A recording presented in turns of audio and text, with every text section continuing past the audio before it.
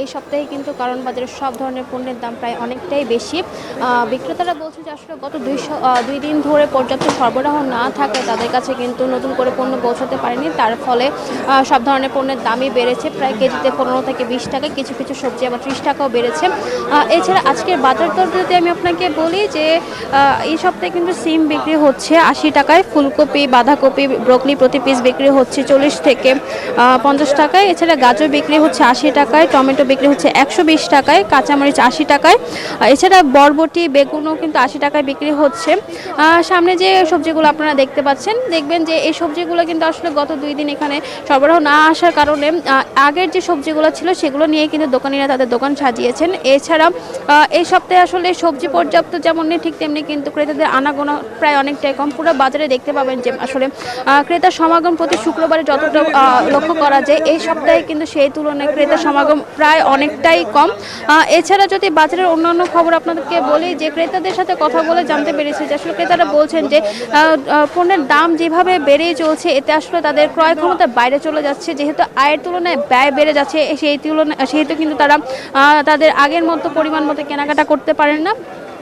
এছাড়া সবজির বাজারের কথা যদি আরও আপনাকে বলি, যে এই সপ্তাহে যে সবজিগুলোর দাম 60 থেকে 80 টাকায় বিক্রি হচ্ছে, এই সবজিগুলো কিন্তু গত সপ্তাহে দাম কমে 50 টাকায় নেমে এসেছিল, কিন্তু এই সপ্তাহে সেই দাম আবার বেড়েছে।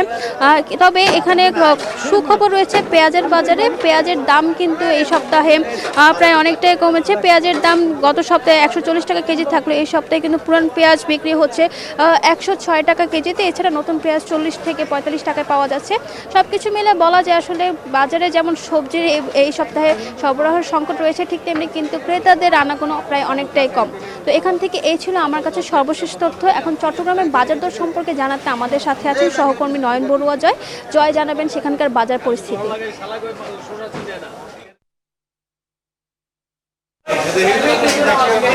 ধন্যবাদ রিয়া আপনাকে। আমি একটু বাজারের দৃশ্যটা দেখানোর চেষ্টা করছি, যেহেতু আজকে সকালবেলা ছুটির দিন, তার কারণে যারা ক্রেতা তারা ছুটে এসেছেন। নতুন করে কিন্তু আসলে শীতকালীন যেই সবজিগুলো সাজিয়ে রাখা হয়েছে, দাম কিছুটা কমেছে, কোনো সবজির দাম কিছুটা এখনো পর্যন্ত বেশি, তবে বেশিরভাগ সবজির দাম অনেক কমে যাওয়ার কারণে কিছুটা স্বস্তি ফিরেছে যারা ক্রেতা, তাদের স্বস্তিটা অনেক ফিরেছে। তবে শিমের বীজের দাম এখনো পর্যন্ত 250 থেকে 300 টাকা পর্যন্ত কেজিতে তারা বিক্রি করা হচ্ছে। শিমের দাম কমলেও শিমের বীজের দামটা এখনো পর্যন্ত কমেনি। একই সাথে ফুলকপির দাম কমেছে, বেগুনের দাম কমেছে, টমেটোর দাম কিছুটা বাড়তি, আলুর দাম একেবারে কমে 25 থেকে 30 টাকা কেজিতে বিক্রি করা হচ্ছে। তো সবজির পাশাপাশি একটু দেখানোর চেষ্টা করছি এখানে মাছের বাজার। মাছের কোনো কমতি নেই, নানা রকমের মাছে ভরে গেছে বাজার।